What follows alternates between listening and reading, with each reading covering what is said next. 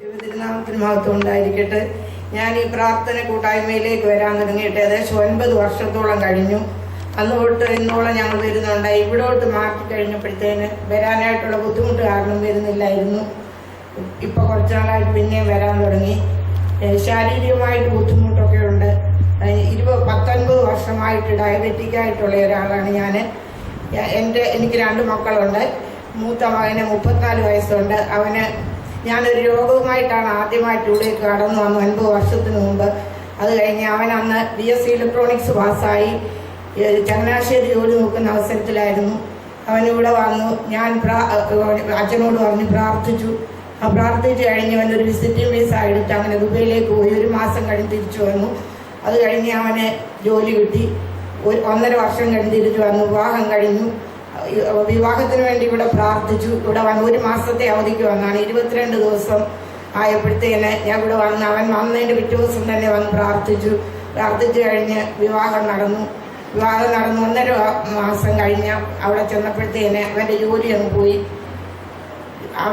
ഭാര്യ സൗദി ജോലിയായിരുന്നു, നേഴ്സായിരുന്നു. അവൻ്റെ ജോലി പോയി കഴിഞ്ഞ് ഇവിടെ വന്നു. പിന്നെ വേറെ ജോലിക്കൊക്കെ ശ്രമിച്ചിട്ട് അത് കഴിഞ്ഞ് ഇവിടെ പ്രാർത്ഥിക്കാൻ വന്നു.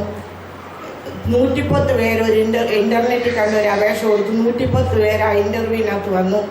ഓരോ 5 ഇന്റർവ്യൂ നടത്തി. ഈ 5 ഇന്റർവ്യൂവിൽ ഈ അച്ഛൻ്റെ അടുത്ത് വന്ന് പപ്പ പ്രാർത്ഥിക്കും. രാവിലെ എനിക്ക് വരാനൊക്കത്തില്ല. ഞാൻ 10-14 പിള്ളേരെ ട്യൂഷൻ പഠിപ്പിക്കുന്ന ആളാണ്, 10 വരെയുള്ള പിള്ളേരെ. അപ്പം വെളുപ്പിനെ രാവിലെ പപ്പ അച്ഛൻ്റെ അടുത്ത് വന്ന് താഴെ വന്ന് പ്രാർത്ഥിക്കും. ഓരോ ഇന്റർവ്യൂവിനും ഈ 110 പേരിൽ നിന്നും 5 ഇന്റർവ്യൂ നടത്തി ഒറ്റ ഒരാളെ എടുത്താണ് എൻ്റെ മകന്. അങ്ങനെ അവൻ ആ ജോലി കിട്ടി. അവന് അത് കഴിഞ്ഞ് ഭാര്യ 1 വർഷം കഴിഞ്ഞ് സൗദിയിൽ നിന്ന് വന്നു. റിസൈൻ ചെയ്തിട്ട് ദുബായി പോയി. അവൾക്കും ജോലി കിട്ടി. പ്രാർത്ഥിച്ചു. അത് കഴിഞ്ഞ് 20% അവന് കുട്ടികളുണ്ടാവുകയുള്ളൂ എന്ന് പറഞ്ഞു. അത് കഴിഞ്ഞ് ഇവിടെ ഞാൻ ഈ നിയോഗങ്ങൾ എഴുതി കൊടുത്ത എല്ലാ ദിവസവും പ്രാർത്ഥിച്ചു. അച്ഛനോടും വന്ന് പ്രാർത്ഥിച്ചു. അത് കഴിഞ്ഞ് അവന് നല്ല ഒരു പെൺകുട്ടി ഉണ്ടായി. 1 വയസ്സ് കഴിഞ്ഞപ്പോഴത്തേന് അടുത്ത ഒരു ആൺകുഞ്ഞുണ്ടായി. ഇപ്പം 2.25 വയസ്സും 10 മാസവും പ്രായമുള്ള ഒരു ആൺകുട്ടിയും ഒരു പെൺകുട്ടിയും ഉണ്ട്. പിന്നെ ദൈവത്തെ കൊണ്ട് അസാധ്യമായിട്ട് ഒരു കാര്യമില്ല. ഇപ്പം ഞാനിവിടെ നിൽക്കുന്നത് എൻ്റെ മകൾക്ക് വേണ്ടിയാണ്. ഞാനിവിടെ വരുമ്പോൾ എൻ്റെ മകൾ BSc നേഴ്സാണ്. അവിടെ ഈ കഴിഞ്ഞ ദിവസം കൽക്കട്ടയിലാണ് പഠിച്ചത്. താഴെ ഞാൻ വരുന്ന ഉടനെ ഞാൻ വന്ന് ഇവിടെ +2 പാസ്സായി കഴിഞ്ഞ ഉടനെ BSc നഴ്സിങ്ങിന് വിടാൻ വേണ്ടിയിട്ട് ഞങ്ങൾക്ക് ബുദ്ധിമുട്ടായിരുന്നു. ഞാൻ ഈ താഴെ വന്ന് ദിവ്യകാരുണ്യത്തിന് മുമ്പിൽ പ്രാർത്ഥിക്കുകയും കരയുകയും ചെയ്യുമായിരുന്നു. എൻ്റെ ദൈവമേ, എൻ്റെ മകൾക്ക് ഒരു നല്ല കോളേജിൽ അഡ്മിഷൻ കിട്ടണമെന്ന്. അങ്ങനെ ഹൈദരാബാദിലെ കാമിനേനി മെഡിക്കൽ കോളേജിൽ അഡ്മിഷൻ കിട്ടി.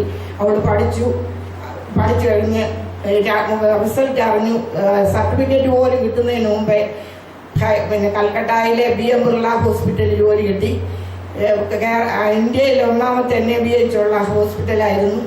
അവിടെ 2.5 വർഷം ജോലി നോക്കിക്കഴിഞ്ഞ് കടന്നു വന്ന് ദുബായിലേക്ക് പോകാനായിട്ട് DH എഴുതാനായിട്ട് വന്നു. DH എഴുതി പാസ്സായി.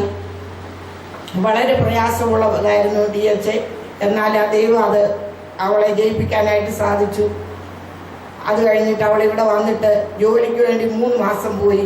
അവിടെ എല്ലാം നടന്നു. ജോലിയൊന്നും ആദ്യം ശരിയായില്ല. പിന്നെ അവസാനം പോയത് വിസ തീരാറായപ്പോഴാണ് ജോലി ശരിയായത്. അവളിവിടെ വന്നേച്ച് കടന്നു പോകാനായിട്ട്. അപ്പോൾ വിസ തീർന്നു പോയി. അവൾ കടന്നു വന്നേച്ച് 1 മാസത്തേക്കൂടെ വിസ എടുത്ത് പോകാനായിട്ട് വന്നു കഴിഞ്ഞ് തിരുവനന്തപുരത്ത് തലേദിവസം വന്നു. പിറ്റേ ദിവസം പോയി തിരുവനന്തപുരത്ത് ചെന്നപ്പോൾ അവളെ വിട്ടില്ല. ഇമിഗ്രേഷൻ കൊടുക്കത്തില്ല. എന്ത് ചെയ്താൽ ഞങ്ങൾ വളരെയധികം വിഷമിച്ചു. രണ്ടാമത് അവൻ പെട്ടെന്ന് പ്ലെയിൻ പോയി കഴിഞ്ഞിട്ട് ഇവളെ വിട്ടില്ല.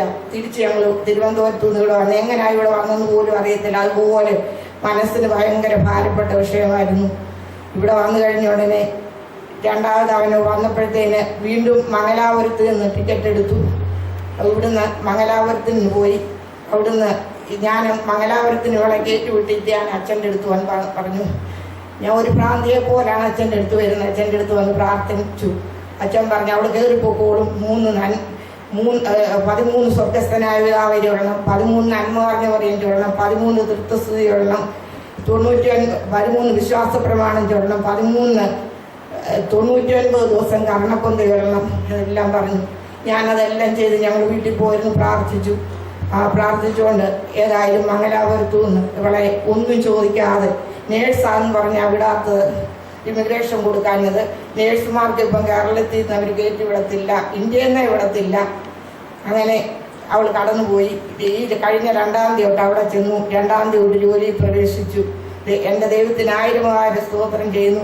ഞങ്ങൾ ഈ 9 വർഷമായിട്ട് ഇവിടെ വന്ന് ദൈവത്തിൽ നിന്ന് അനേക നന്മകൾ അനുഭവിച്ചിട്ടുണ്ട്. തക്ക സമയത്ത് ദൈവം പ്രവർത്തിക്കുമെന്നുള്ള ആ ബോധ്യം എനിക്കുണ്ട്. എനിക്കും എൻ്റെ കുടുംബത്തിനും വേണ്ടി എല്ലാവരും പ്രാർത്ഥിക്കണം. ശാരീരികമായി വളരെ ബുദ്ധിമുട്ടുണ്ട്, നിൽക്കാൻ പോലും വയ്യാത്ത സ്ഥിതിയാണ്. അതുപോലെ കാലിന് പെരുപ്പുമൊക്കെയാണ്. എല്ലാവരും എനിക്ക് വേണ്ടി പ്രാർത്ഥിക്കുന്നു. സന്നിധിയിൽ നമ്മൾ ഈ മകളെ സമർപ്പിച്ചുകൊണ്ട് വിശ്വാസത്തോടെ ഇടപെടാതെ സുഖമില്ലാത്തപ്പോഴും ബുദ്ധിമുട്ടുള്ളപ്പോഴും ഇവിടെ വരികയും വിശ്വാസത്തോടെ പ്രാർത്ഥിക്കുകയും പ്രാശ്ചിത്യം ചെയ്യുകയും ചെയ്തു. അവരുടെ നിർദ്ദേശങ്ങൾ സ്വീകരിച്ചു. ഈ മകളെ ദൈവകരങ്ങളിലേക്ക് സമർപ്പിച്ച് ഈ മകളുടെ മക്കൾക്കും ദൈവം കൊടുത്ത അനുഗ്രഹത്തിന് നന്ദി പറഞ്ഞുകൊണ്ട് കരമുയർത്തി ദൈവത്തെ മഹത്വപ്പെടുത്താം. Hallelujah, hallelujah, hallelujah.